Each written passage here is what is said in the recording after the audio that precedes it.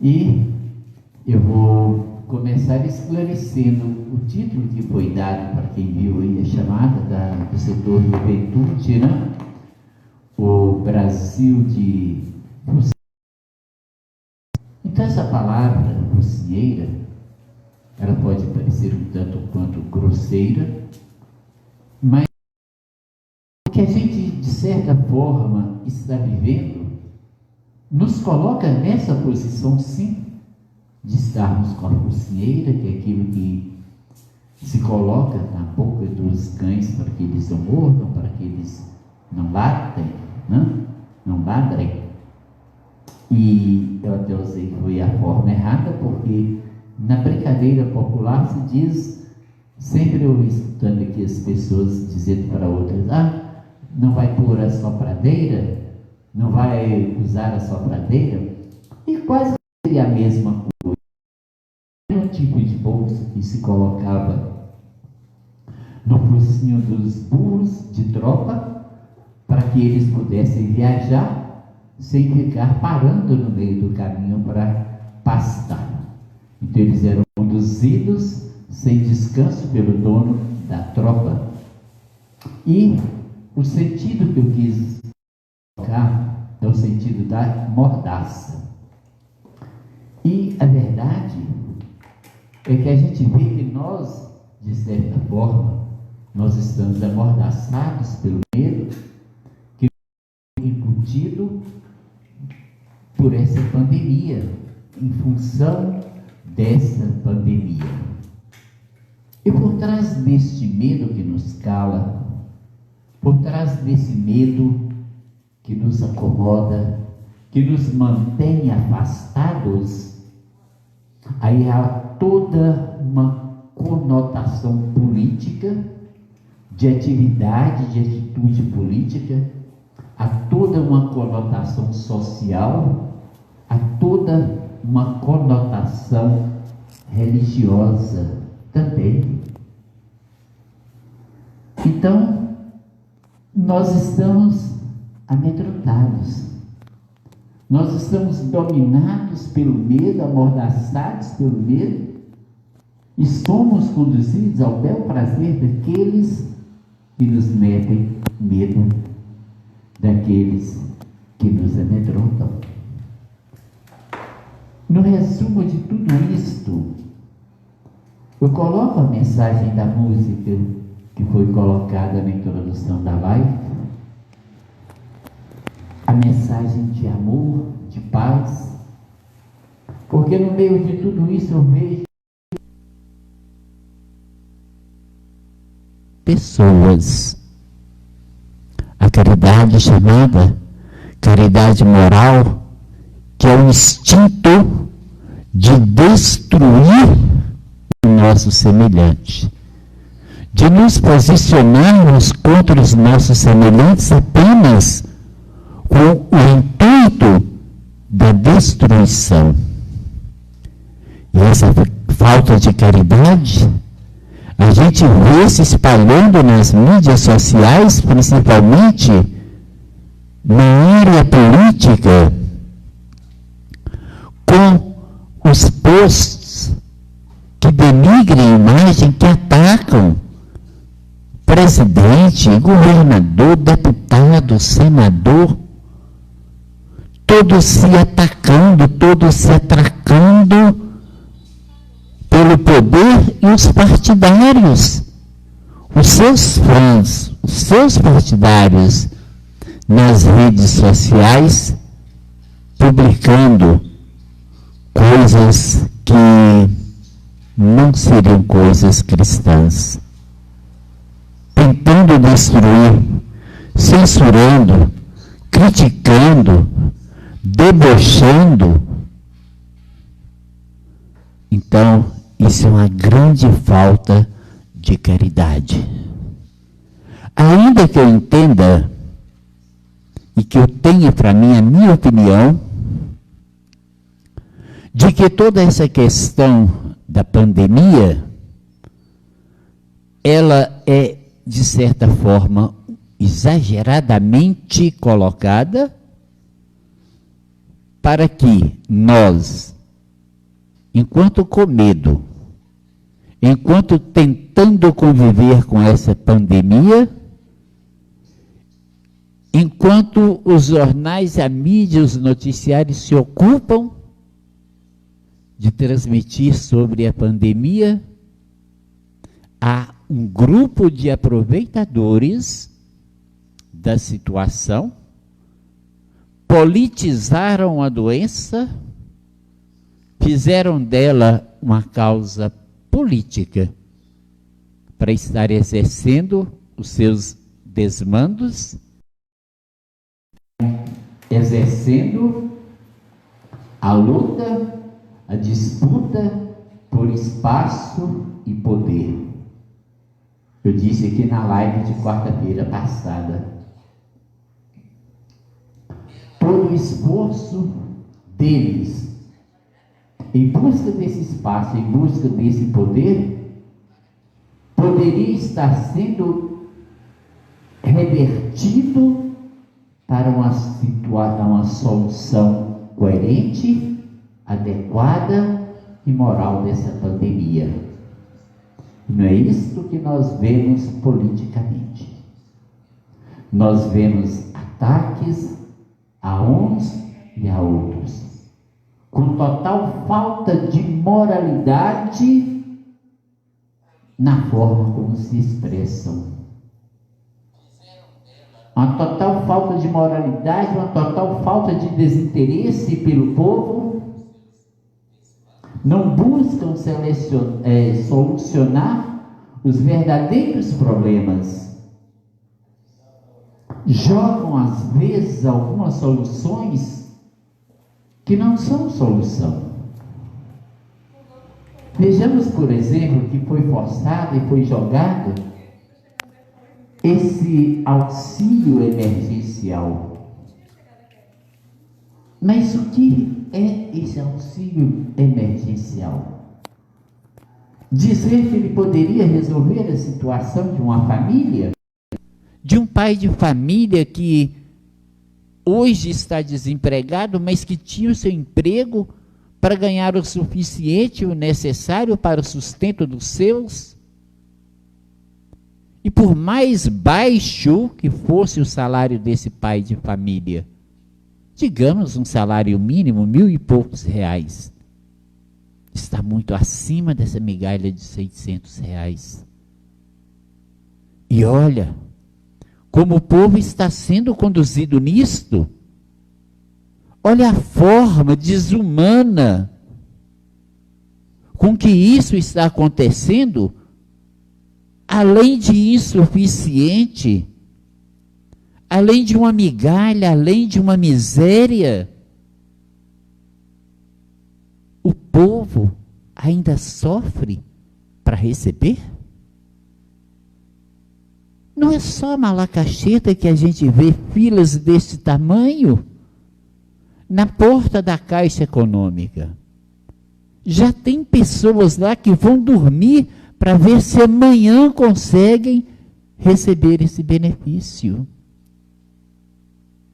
Hoje mesmo na padaria, enquanto eu estava buscando pão, a gente conversando, chegou uma senhora dizendo que foi ontem, 7 horas da noite, ela foi lá para a fila da Caixa, da loteria. Saiu de lá 9h30. Mas pelo menos ela ainda recebeu os 600 reais. Ela saiu com os 600 reais, estava lá na padaria pagando sua conta, justo. Mas aqueles que ficam e chegam na boca do caixa e não recebem, porque tem um código, tem a internet, tem que pesquisar, tem que entrar no site da Receita e não sei o quê, uma coisa que por si só já não funciona, a tecnologia desse site, ela já não funciona, ela fica bloqueada. Você tenta, não consegue acessar, não consegue fazer nada.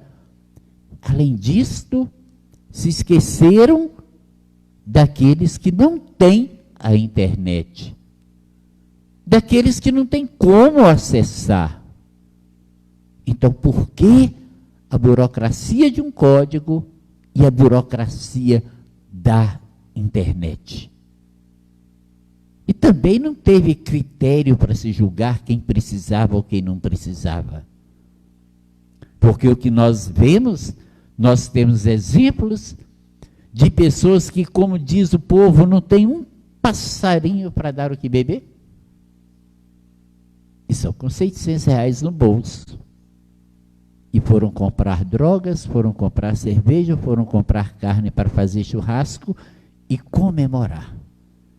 E tem um pai de família lá desesperado, que não consegue receber o que foi bloqueado, ou que não foi aprovado, não sei por que da água às vezes não foi aprovado, e ele tem a família para tratar, mas não recebe. E aí vem o caos social que eu já falei aqui. Então, é essa atividade, é essa mordaça que nos é colocada.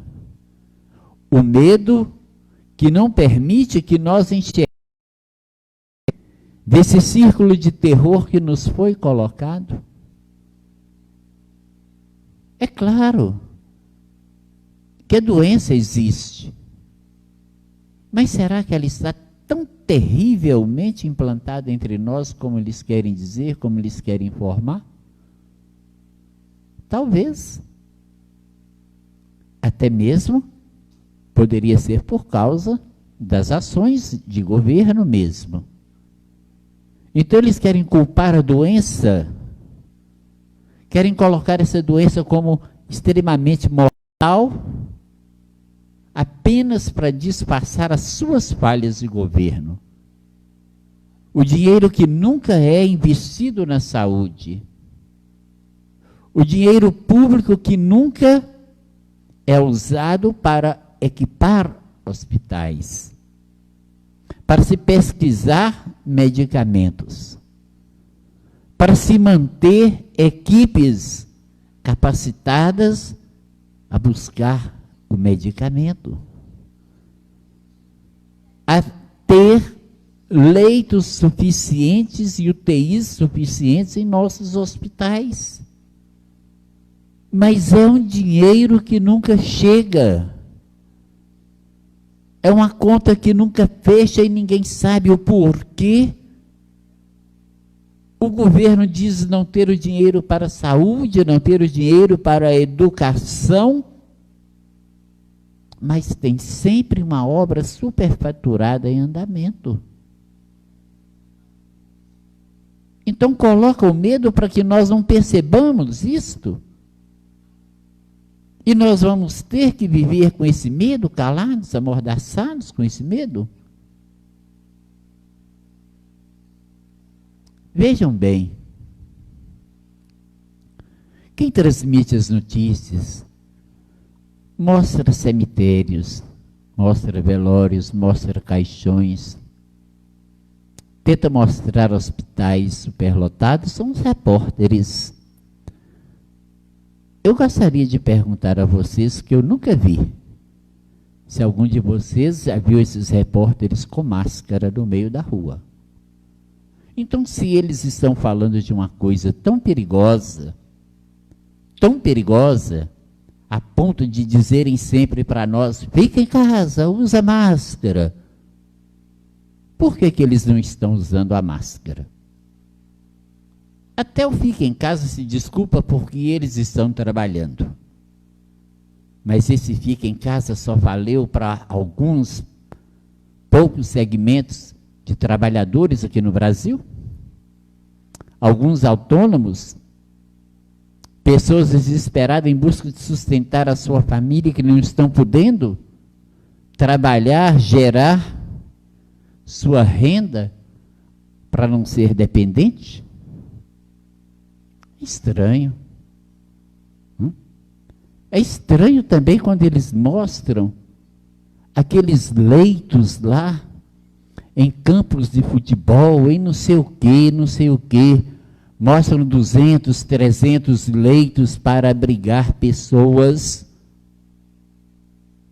que estão com corona, mas esses hospitais de campanha emergenciais aí estão vazios. Será que morreu todo mundo antes de chegar lá no hospital? Não sei. Fica a pergunta. E quando eles dão estatística da quantidade de leitos de UTI que estão ocupadas, vamos e venhamos. Quando eles falam em 98% dos leitos de UTI ocupados, o que nós achamos que é muita coisa, faça conta. Quantos leitos de UTI nós encontramos nos hospitais do Brasil? Malacacheta, por exemplo, não tem uma unidade, tem que atender a 4 outros municípios. Talvez o maior hospital do Brasil, público, sírio-libanês, talvez tenha umas 100 unidades de UTI. Por quê? O governo não investe em ter essas unidades de terapia intensiva. E aí quando você fala 98%, você pensa que é muito, não é não. É porque não tem a UTI nos nossos hospitais.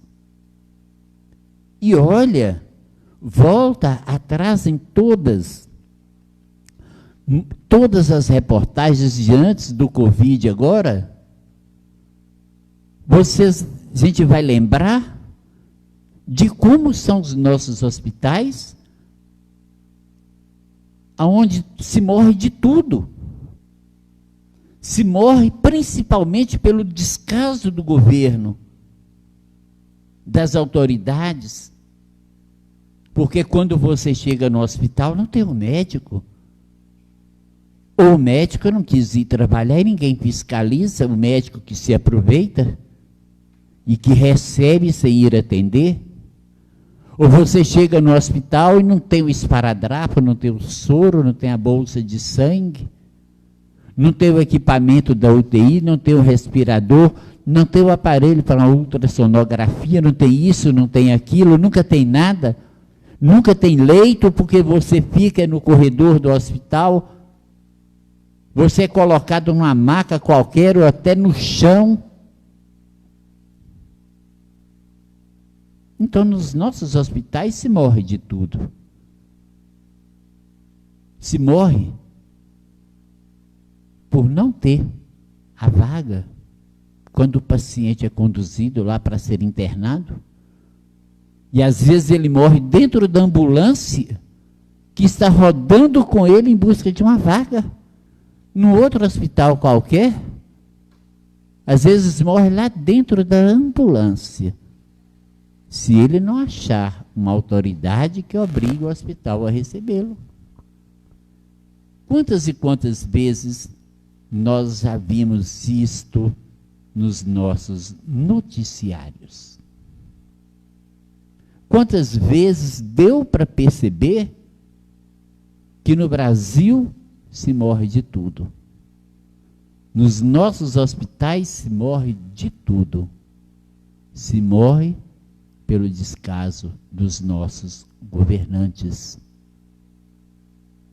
Eu não estou querendo dizer aqui que essa doença não exista, que essa doença não esteja matando, sim. Ela está matando, como muitas outras doenças também já mataram, e muitas outras doenças continuam matando. Mas eu só estou querendo colocar aqui o exagero como isso está sendo tratado, principalmente na esfera política, porque estão jogando isso em cima de nós para que nós não percebamos todas essas manobras. Estão culpando o Covid para tirar a culpa deles que nunca zelaram pela saúde e pelo bem-estar público. O bem-estar público. Tem alguém zelando aí por esses pobres coitados que estão dormindo numa fila para receber uma ajuda de R$600 E que são felizes, pelo menos aqueles que recebem podem se dar por satisfeitos. E os que chegam e não conseguem. E os que chegam que tem uma mensagem que tem que buscar pela internet, uma internet que nunca funciona, um site que nunca está disponível, um site que nunca está aberto. Não é para se ter tanto medo assim dessa doença, eu acho que não. Eu penso que não, eu tenho certeza que não. Não é para se ter tanto medo, como também não é para se descuidar. Claro, lógico, evidente que é preciso cuidado. Se é para colocar, vamos dizer assim, a máscara, ou como dizem que o povo já faz a piada, sopradeira, focinheira, vamos colocar. Não custa, é a obediência. Mas é o exagero. É exagero. Ainda que tenham morrido milhares de pessoas, a gente tem que sentir pela família, a gente tem que sentir por aqueles que se foram. Mas o que eu quero dizer é que a culpa não é só do Covid. A culpa não é só do vírus. E aí a gente já está entrando para um lado político que nem gostaria de falar. Eu só falei isso hoje por um desabafo, para esclarecer esse medo que nós estamos tendo socialmente, quando na verdade eu queria entrar no mérito de uma outra forma de medo que está sendo trazida para nós e que é através, infelizmente, através da igreja, não da igreja em si, mas daqueles que aparecem na igreja como falsos profetas, que estão ou por conveniência ou por ignorância, usando do Apocalipse para estar pregando o fim do mundo. Isto, a gente viu ontem, por exemplo, chegou para mim uma mensagem do YouTube, das pessoas que me seguem no WhatsApp mandou para mim sobre a profecia de Fátima, pedindo a explicação, pedindo a interpretação, me perguntando se era aquilo, o que eu achava daquilo, aquela profecia de Fátima em relação ao fim do mundo que está sendo pregado aí por causa desse coronavírus. Vocês sabem disso. Quantas e quantas pessoas apareceram com orações milagrosas, com correntes de oração, com falas apocalípticas do fim do mundo, que estava previsto, que na Bíblia tem isso, que na Bíblia tem aquilo. Eu gostaria de tirar a mordaça do medo religioso, esclarecendo isto aqui. Fazendo assim mostrando uma outra visão do Apocalipse, do que realmente está escrito na Bíblia. E essas pessoas aparecem tão de repente e às vezes são falsos profetas, tão falsos, que não tem nem a noção daquilo que eles colocam. Teve um que encaminhou uma corrente de oração. Estou te enviando o crucifixo que salvou Roma da peste. Deixe seguir a sua procissão. E lá estava a imagem, não era de um crucifixo, não, era de um ostensório. Aquilo onde é colocada a hóstia para a adoração do Santíssimo. Era um ostensório de ouro, banhado a ouro, talvez cheio de pedras, não sei se preciosas ou de fantasia. Coisa mais linda do mundo. Aí eu tive que explicar para essa pessoa que não era. Não era aquilo. O que salvou Roma da peste lá nos anos anteriores atrás, muitos anos atrás, foi a cruz de São Marcos. Ela, São Marcelo, aliás, uma cruz de madeira comum, com Cristo em bronze, o ouro, o ferro, não sei, simples, comum, pobre. Foi ela que foi usada, conduzida por São Marcelo pelas ruas de Roma para combater a peste. E o fato dela como milagrosa se deve justamente a isto, ser uma cruz de madeira que lá por volta dos anos 1500 a igreja de São Marcelo em Roma se incendiou, foi totalmente destruída, mas a cruz, apesar de ser de madeira, ela ficou intacta em meio às cinzas da igreja. Apesar de ser de madeira, ela não se queimou nesse incêndio. Então, eu estou chamando Samuel aqui para a gente fazer o intervalozinho e eu vou entrar na questão religiosa. Se amanhã ou depois achar conveniente desenvolver um pouco mais a questão política desse medo, né, que trouxe o título à live, o Brasil de Focinheira, então a gente volta a falar, mas eu quero fixar numa resposta a 3 pessoas que ontem me perguntaram, 2 perguntaram ontem, hoje uma perguntou a respeito da questão do fim do mundo, o que está descrito no Apocalipse, e também já trazendo a terceira profecia de Fátima.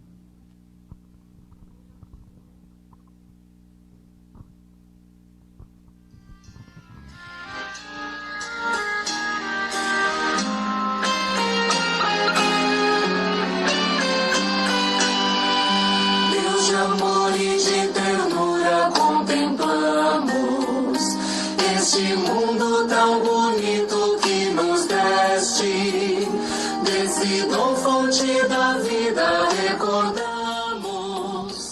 Cuidadores, guardiões, tu nos fizeste, peregrinos, aprendemos.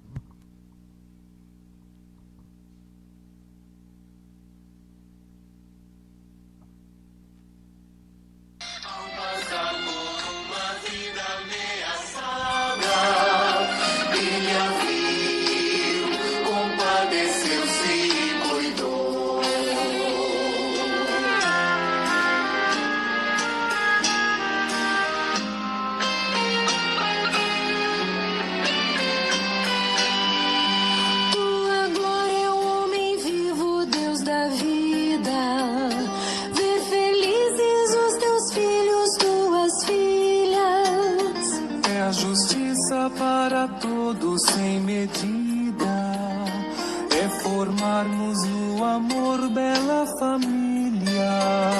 Peregrinos, aprendemos nesta estrada o que o bom samaritano ensinou. Ao passar por uma vida ameaçada, ele a viu, compadeceu, se cuidou. Mata a vida, o vírus torpe da ganância, da violência, da mentira e da ambição, mas também o preconceito, a intolerância. O caminho é a justiça e conversão. Peregrinos, aprendemos nesta estrada o que o bom samaritano ensinou. Ao passar por uma vida ameaçada, ele a viu,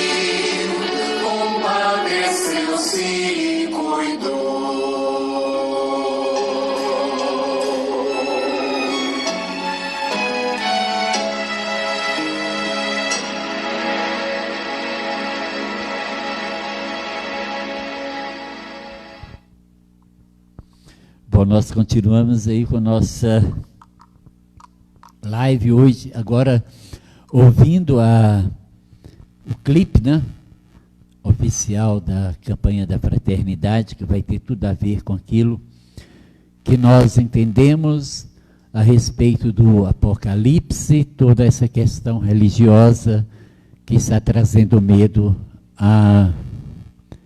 às pessoas. Bem, eu até pensei em ler aqui, né, mostrar para vocês, ler na íntegra, mas eu esqueci os óculos em casa. E eu sou completamente cego, né? Eu não sei que algum dos jovens aqui queira ler, mas eu vou comentar assim, essa questão. Quando se fala no fim do mundo, isso eu já coloquei aqui numa live, a gente tem que voltar desde o início. A gente tem que voltar lá na criação do mundo. Nós temos que voltar ao pecado original, quando Adão e Eva foram expulsos então do paraíso. Já nesse momento da criação, nós tínhamos um paraíso e foi criada a terra. Deus queria a companhia. Então ele criou água, ar, terra, mares e rios, florestas, plantas, animais, o homem, a mulher. Mas o pecado de Eva, a desobediência de Eva, lançou o homem para a terra. Então aí já ficaram, vamos dizer assim, dois lugares diferentes, paraíso e terra. E na terra o homem se desenvolveu, se procriou, mas ele se desenvolveu buscando ainda o pecado, porque uma coisa que aconteceu é que os anjos também, os demônios também, o demônio também, foi expulso do paraíso. Ele subiu das profundezas do inferno para viver entre os homens e tentar os homens nos induzir ao pecado. Então, da mesma forma como nós temos os anjos que descem do céu e que nos protegem, ou será que você não lembra do seu anjo da guarda? Quantos momentos de perigo, quantos riscos você correu sem se machucar, misteriosamente sem se machucar, e você nunca pensou que ali estivesse a mão de Deus, ali estivesse a mão e a proteção do seu anjo da guarda. Então nós convivemos com ambos. Nós convivemos com o anjo a nos proteger e com o demônio a nos tentar.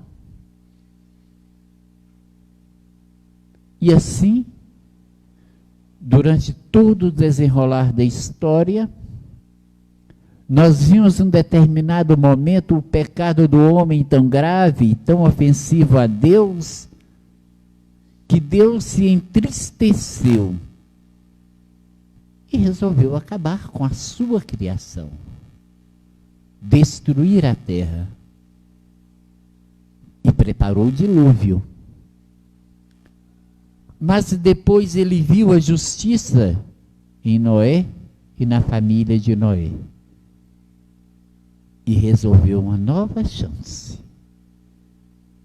Resolveu que Noé e sua família fossem salvos, assim como um casal de cada um dos bichos. Ele destruiria o que restou da terra, e tudo seria restabelecido, a sua criação renasceria com Noé e os animais que estavam ali na arca. E depois do dilúvio, Deus fez uma promessa a Noé. Ele prometeu a Noé que jamais, que nunca mais, destruiria a terra e a sua criação. A terra seria preservada, assim como tudo aquilo que foi criado sobre a terra. Foi a promessa e a aliança de Deus com Noé. E Deus cumpriu. Tanto que por todos os pecados do mundo, por mais que pecassem, Deus chegou em Sodoma e Gomorra. Fez chover fogo sobre elas, não sobre o mundo todo, como antes ele fizera lá no dilúvio. E ainda assim preservando Sete, Ló, a mulher dele, seus filhos, aqueles seus parentes que quiseram segui-lo, que acreditaram, e que tinham a fé, e que tinham justiça em seus corações. Deus determinou também a destruição da cidade de Nínive. Mas Jonas, o profeta, interrogou Deus sobre a existência de pessoas justas ali. Se tivesse tantos justos, destruiria. E foi baixando, até Deus resolveu que não. E aí Jonas conseguiu a conversão do rei de Nínive e todos os seus súditos. E a cidade foi salva pela fé, e a cidade foi salva pela conversão. Vamos lembrar bem de Nínive. A cidade foi salva pela conversão. A cidade foi salva pela fé. E pelos pecados do homem, Deus, em sua misericórdia, nos envia Jesus Cristo, para que nos fossem perdoados os nossos pecados, e para que os justos tivessem o merecimento de renascerem, de ressuscitarem para a vida eterna, ao lado dele no paraíso. Os justos. Porque os maus, esses estariam fora dessa salvação. Mas por castigo de Deus, não. Por escolherem o caminho do mal. Por escolherem serem tentados e aceitarem todas as tentações do demônio e a pecarem, cometerem todos os pecados contra os mandamentos de Deus. Jesus Cristo, pregado numa cruz, ressuscitou. Então as portas do paraíso foram abertas para nós. E Jesus, num determinado momento da sua vida, quando questionado, no momento mesmo da sua condenação, quando questionado por Pilatos, tu és rei? Jesus tu mesmo dizes, e depois disse, o meu reino não é deste mundo. Porque em princípio, Jesus haveria de reinar nos céus, ao lado do Pai. Reinar no paraíso, num primeiro momento, porque num segundo momento, ele também seria o rei dos reis. Ele reinaria sobre céu e reinaria sobre terra. E o que acontece? Essa é a promessa de um Jesus Cristo que voltará para governar sobre a terra. E como seria esse reino com a volta de Jesus? Como seria essa terra governada por Jesus? Que tivesse Jesus como seu reino, como seu soberano.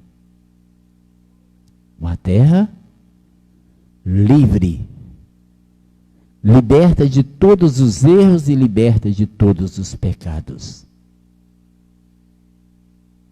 Mas para que isso aconteça, é preciso que primeiro o demônio seja derrotado. Que o demônio seja desterrado da terra. Em todas as formas como ele se manifesta. E tudo aquilo que ele gera na humanidade, que são todas as desgraças que advêm da nossa falta de fé e do nosso afastamento de Deus. Vamos analisar através do Apocalipse agora, através das chamadas bestas do Apocalipse, aquelas que são as bestas da destruição. Primeiro elas aparecem quando é quebrado um selo do livro. E quem está apto a quebrar esse selo, que aparece para abri-los, é o Cordeiro imolado, ou seja, Jesus. Porque é dele a missão perene de redenção da terra. Cabe a Jesus esse papel de nos redimir hoje e sempre. Porque ele disse, e na verdade ele é o nosso caminho. Ele é a verdade. Ele é a vida que nós teremos que viver futuramente. E então, quando vão abrindo os selos, primeiro aparecem os cavaleiros. Vamos começar de trás para frente. Vamos falar dos outros até chegar no cavalo branco. O cavalo branco foi o primeiro, mas vamos falar do segundo. O cavalo vermelho da guerra. Cavalo de fogo, o da guerra. Isso que anda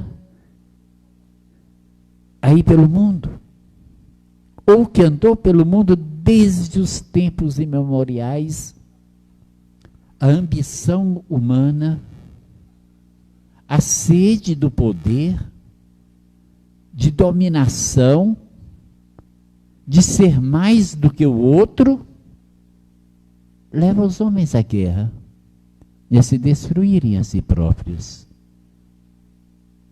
Tem o cavalo negro da fome,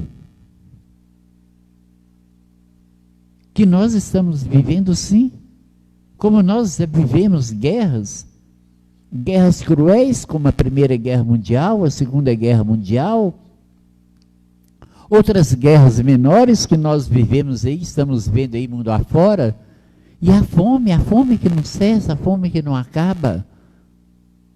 E esse cavaleiro da fome aparece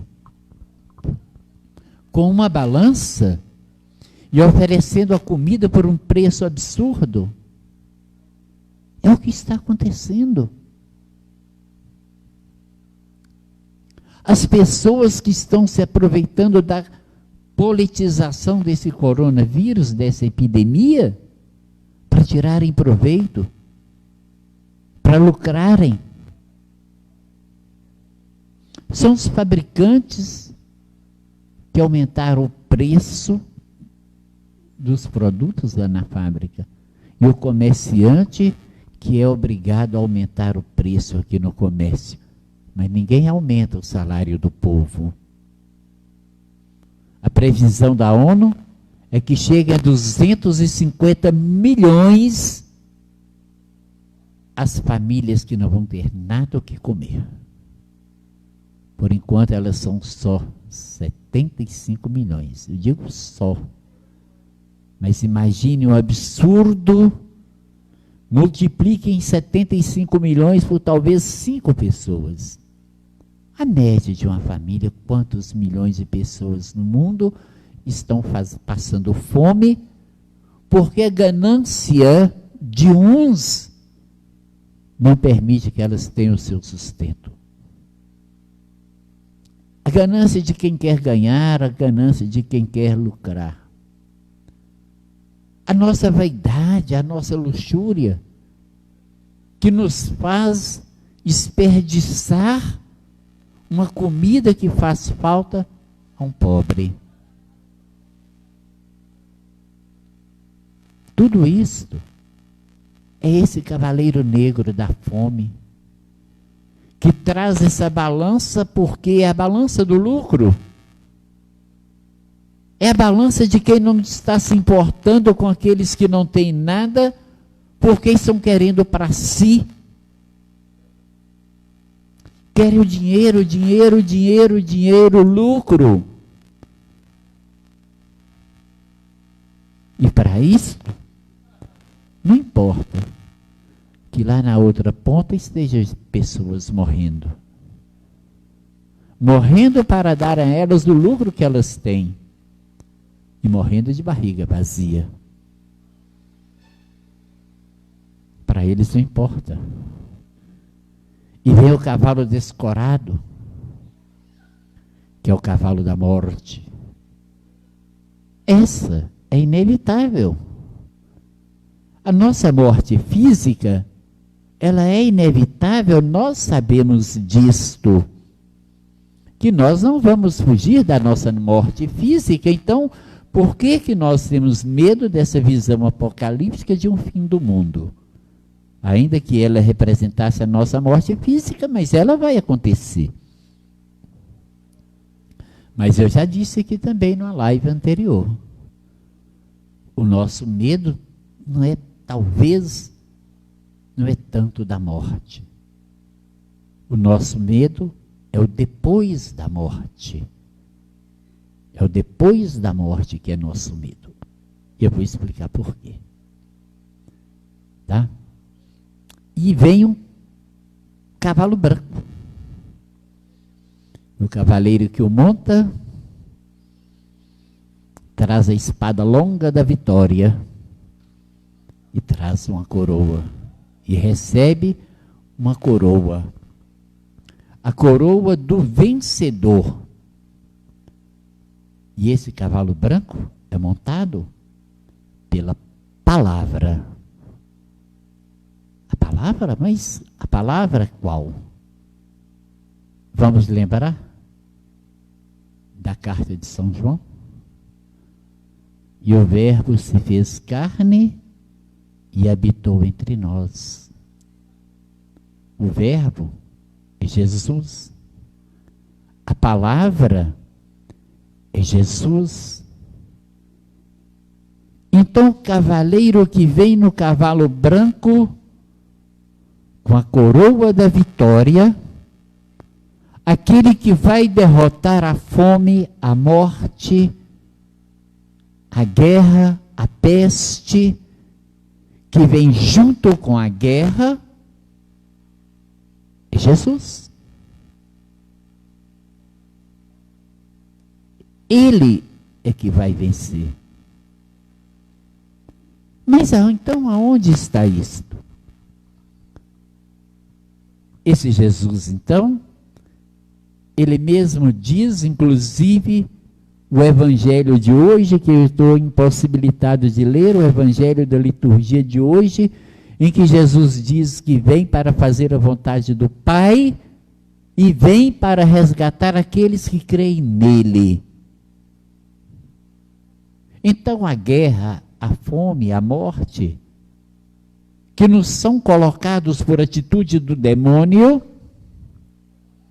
pelas tentações, pelos nossos pecados, que nós somos tentados a cometer, a fome que existe pela ambição, a fome que existe pela usura, pelo egoísmo, pela vaidade de ter e não compartilhar e desperdiçar sem doar,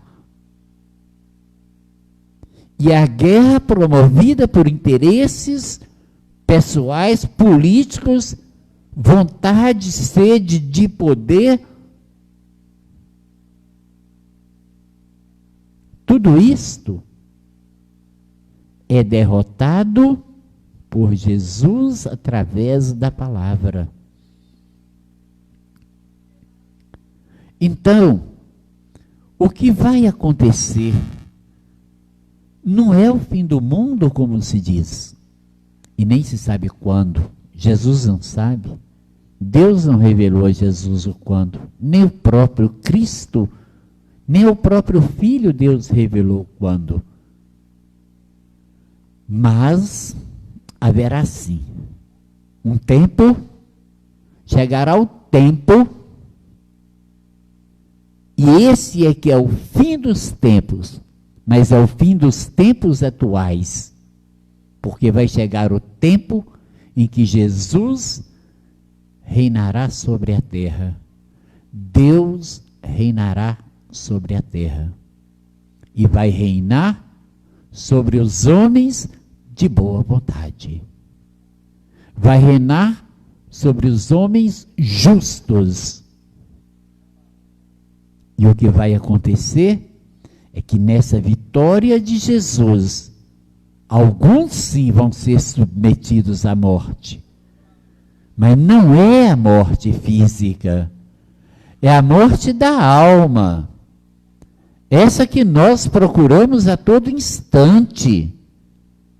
Essa que nós matamos aos poucos com cada um dos nossos pecados. É essa que é a morte na Bíblia. É essa que é a morte. É a morte da alma.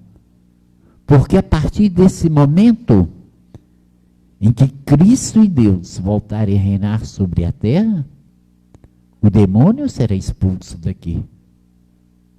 Ele será atirado de volta às profundezas do inferno. E com eles irão todas as almas pecadoras. E é esse o nosso medo. O nosso medo é disto. Para onde nós iremos? Seremos salvos? Seremos condenados? Deus está com um lugarzinho para nós lá no céu? Ou é Satanás que já está com a caldeira nos esperando para ferver e esquentar lá no inferno? Então, esse reinado de Cristo que virá, com os justos, viveremos então uma terra, não uma terra destruída, não é isto? O Apocalipse não é isto? Não é essa a promessa de Deus? Não é uma terra destruída, mas uma terra renovada. Renovada pela essência da palavra que vai prevalecer. A vitória de Cristo que vai prevalecer através da sua palavra. Que nos ensina a amar, que nos ensina a perdoar, que nos ensina a cuidar, que nos ensina a caridade, a humildade. Então, este será o reino de Deus na terra. Ah, mas e o meu lugar? E o nosso lugar? Aonde nós vamos estar? Por que mesmo que a nossa morte física ocorra hoje, nesse tempo que virá, Jesus virá para julgar os vivos e os mortos. Nós não estaremos livres do juízo final. Mas então onde é que nós vamos ficar nisso? Vocês sabem o que às vezes me dá coragem? É a fé. E é nisso que nós temos que caminhar. É na fé. Fé significa fidelidade. E nós temos que caminhar nessa fidelidade da palavra de Deus. Daquilo que Jesus nos trouxe, aquilo que Jesus nos ensinou. Termos a força, buscarmos no Espírito, que é o que vai sobreviver a nós, buscar no nosso Espírito a força de nos afastarmos de tudo aquilo que é errado, a força de nos afastarmos de todas as formas de pecado. Porque Porque o que nós precisamos viver é isto: amor, caridade, paciência, tolerância. É isto que nós temos que viver. Então, desde que eu tenha consciência dos meus atos, desde que eu tenha a força de conduzir os meus atos sempre no caminho reto, sempre no caminho justo, sempre no caminho bom,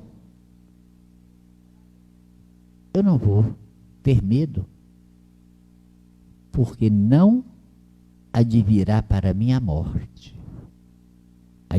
Advirá para mim, virá para mim vida e ressurreição. Vida e ressurreição. E não morte. Mas se ao contrário, eu opto por caminhar nos caminhos escuros do pecado, se eu erro, se eu vou deixar prevalecer a minha ambição, a minha usura, a minha vaidade, a minha falta de amor, a minha soberba, se é isso que vai dominar, me dominar, então isto vai me manter do lado contrário da vida. Isso vai me manter do lado escuro. Então, eu escolhi.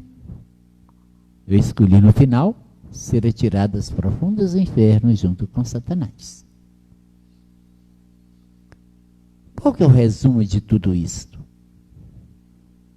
Não vamos acreditar em fim de mundo, porque não haverá destruição pregada por muitos.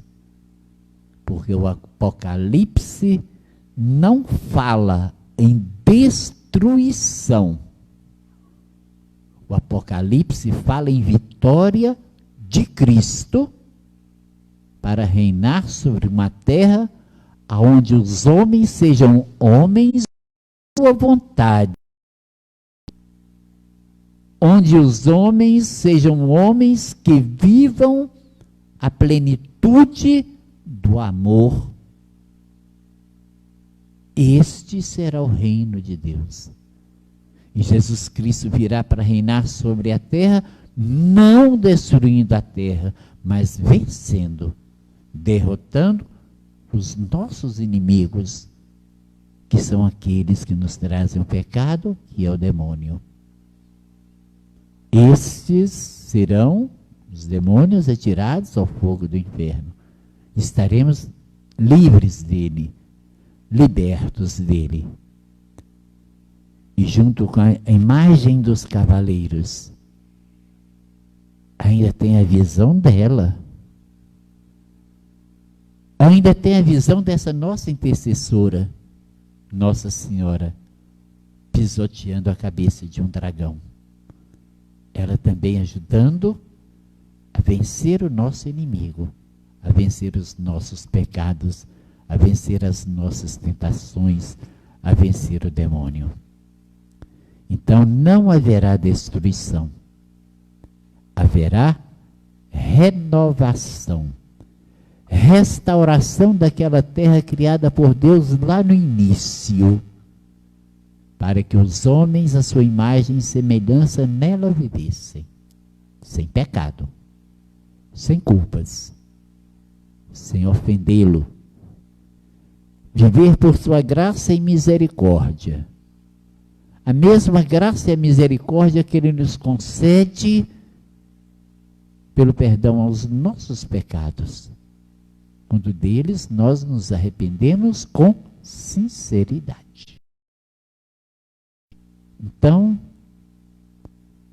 não vamos acreditar nesses profetas que estão falando no fim do mundo. Não vamos acreditar. Porque não haverá destruição. Ação e ressurreição para aqueles que estão atentos e que seguem a palavra.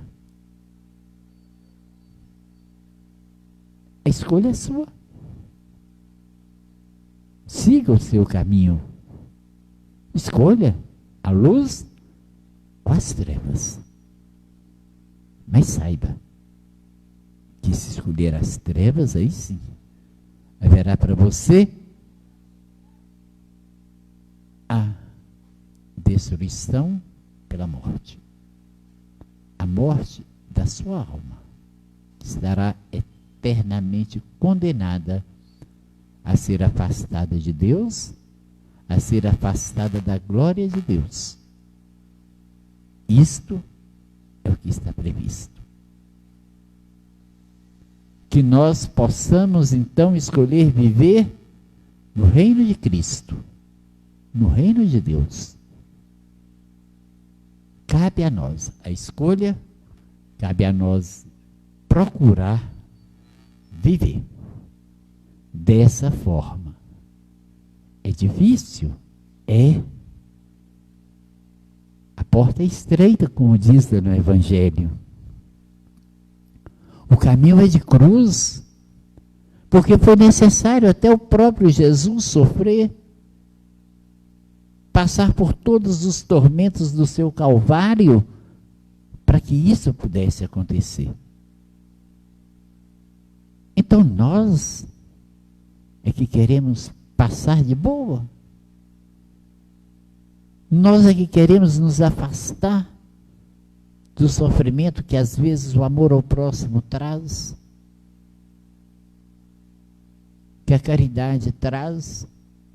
Quando eu falo sofrimento, porque às vezes a gente se magoa com a ingratidão das pessoas. Mas não vamos nos magoar.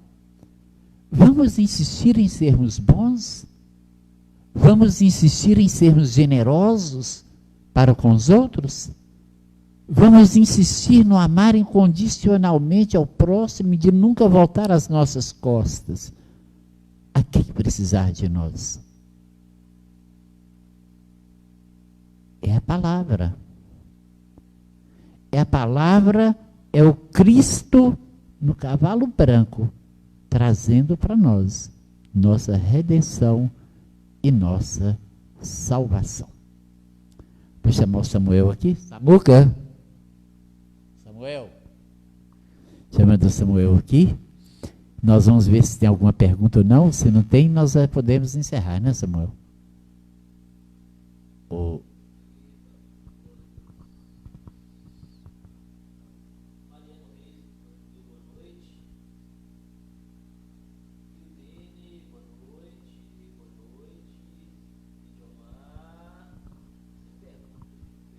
Sem perguntas? Eu queria ter lido para vocês assim, na íntegra o nosso Evangelho, na íntegra o que diz o livro do Apocalipse, mas então vocês leiam lá essa parte dos selos, está lá no capítulo 6, né, esses cavaleiros do Apocalipse que aparecem. E lá no capítulo 19, vem mais ou menos explicando cada um desses cavaleiros. Eu não sei assim as palavras exatas, né? E eu tenho assim, só esse conhecimento assim, não é exato, palavra por palavra, não. Eu sei citar, sei comentar, mas não sei dizer tintim por tintim. Eu precisaria ler para que vocês vissem aquilo que eu estou falando, sentissem o que eu estou falando através da leitura. Como eu gostaria de ter lido também o Evangelho de hoje, da liturgia de hoje, que está lá em parece que São Mateus, né? E em que Jesus fala dessa sua promessa. Ele veio para resgatar. Ele não veio para destruir. Ele vem para resgatar os justos, aqueles que creem e aqueles que acreditam nele. Esta é a missão que foi dada a Jesus e que ele cumpre por ser a vontade de Deus, como ele mesmo diz. Eu vim para fazer a vontade daquele que me enviou. Eu vim para fazer a vontade do meu Pai. E essa vontade de Deus que foi manifesta lá desde o momento do dilúvio, em preservar a terra da destruição, mas renovar a terra, purgar a terra dos pecados, purgar a terra dos nossos erros. Fazer uma terra, fazer uma sociedade, fazer um homem bom, um homem justo, um homem amante da palavra, amante de Cristo. E só assim para finalizar, rapidamente, já que eu comecei com a questão da política, né, falando um pouco da política, aí tem o Cristo aí, né, aí vem a questão lá que a menina me perguntou, a senhora me perguntou sobre os segredos de Fátima, o terceiro segredo, que o Papa teria desmaiado ao ouvir, mas não teve nada disto, não teve desmaio do Papa ao ouvir, e a síntese da aparição de Nossa Senhora em Fátima é rezar o terço pela conversão da Rússia por causa do comunismo, por causa dos males que o comunismo traria ao mundo. E aí, ela disse que se não houvesse essa conversão, se o comunismo ainda persistisse trazendo esse mal ao mundo, muitas nações seriam destruídas. Ah, mas não é a destruição como a gente pensa. O que aconteceria com essas nações é o básico que vem acontecendo ao longo dos tempos. Países que se formam, depois são conquistados e que desaparecem. A própria Rússia, na época, um paísinho ali no centro, que conquistou todos os outros países ali em volta, Moldávia, Cazaquistão, Turquestão, Tchecoslováquia, Eslováquia, Bósnia, não sei mais o que, foi conquistando e constituiu a União Soviética com imensidão territorial enorme. E depois, quando a Rússia, de certa forma, abandonou o comunismo, essas nações foram restabelecidas. Então, nações serão destruídas não pela maneira apocalíptica que nós entendemos. Elas simplesmente deixarão de existir como independentes, serão subjugadas. É assim que será. E a questão do comunismo, o mal que o mundo traz ao comunismo, é a questão que na política, é a questão política de que o comunismo, né, vamos dizer assim, nega a Deus, nega a igreja. Para as teorias comunistas, Deus é o mal. Acreditar em Deus é o mal. Então, por que Nossa Senhora diz lá em Fátima que o comunismo trará o mal ao mundo? Porque o mundo será mal. O mundo é mal, será mal e foi mal. E sempre será, enquanto nós vivermos distanciados de Deus. Politicamente, na questão política, o comunismo não é nem melhor nem pior do que todas as outras ideologias políticas que existem. O imperialismo, que é antagônico ao comunismo, tem o fundamentalismo islâmico, tem o fundamentalismo dos judeus, tantas ideologias políticas que tem, tantas formas de governo que existem, nenhuma é pior do que a outra, não. O que as faz pior é o uso que o homem faz delas. O comunismo, pervertido, assim como o capitalismo e todos os outros. Tem suas distorções e tem suas perversões. O mal do comunismo é querer afastar o homem de Deus. Esse é que é o mal do comunismo, esse é que é o mal do socialismo. E outro pecado do comunista é dizer que Jesus, colocar Jesus como modelo comunista.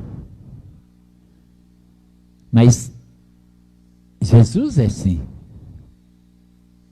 Jesus foi o primeiro comunista no mundo a andar sobre a terra. Mas não é esse comunismo pervertido que nós temos pela política. O comunismo de Jesus, a Constituição comunista de Jesus, ela tem apenas 3 artigos.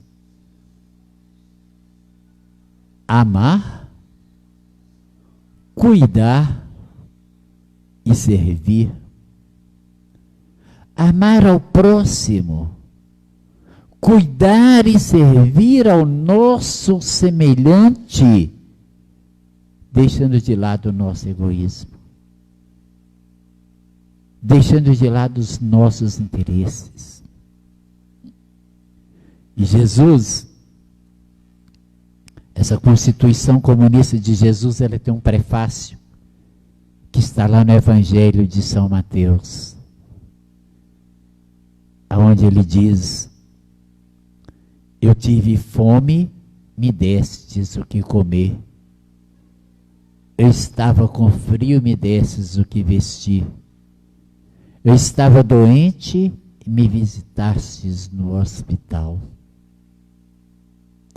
E quando os apóstolos perguntam a ele: como, Senhor? Nós te vimos assim com fome, te demos de comer e tal. E Jesus fala do nosso próximo. Esse é o prefácio dessa Constituição comunista de Jesus, que nos ordena passar ao lado do nosso próximo, que está à margem do nosso caminho, como eu já disse aqui na live. Cuidar. Passar pelos que têm fome e dar-lhes de comer. Passar pelos que têm frio, dar-lhes o que vestir. Passar pelos que estão doentes, visitá-los, cuidar. A prática do amor e a prática da caridade. E eu gostaria hoje de ter concluído, se eu estivesse com meus óculos. Estava previsto concluir com vocês com o epílogo, ou seja, o final da Constituição Comunista de Jesus, que está lá na primeira carta de São Paulo aos Coríntios, capítulo 13. Começa no versículo 1, bem no comecinho do capítulo 13. Ainda se eu falasse a língua dos anjos e dos homens, se eu não tivesse amor, eu nada seria. Essa é a Constituição de Jesus. Essa é a Constituição comunista de Jesus.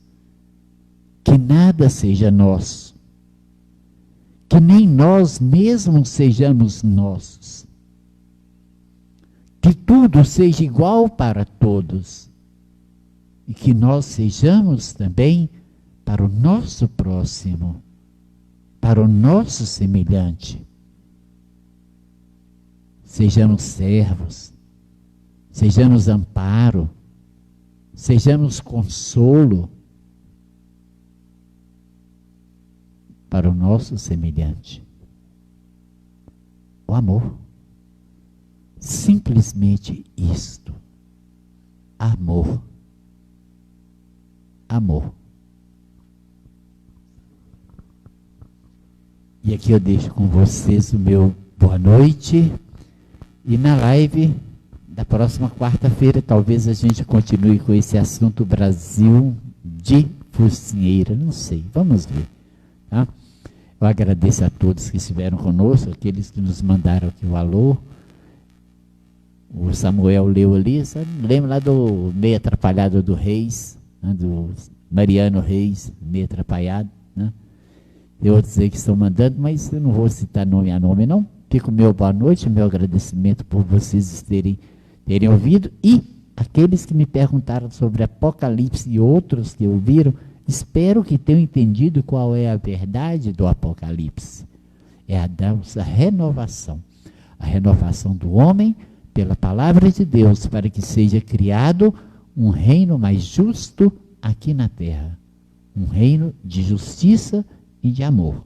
Um reino de paz. Que Jesus, ao se despedir dos seus apóstolos, disse: eu vos deixo a paz, eu vos dou a minha paz. E que essa paz de Cristo esteja com cada um de vocês. Boa noite.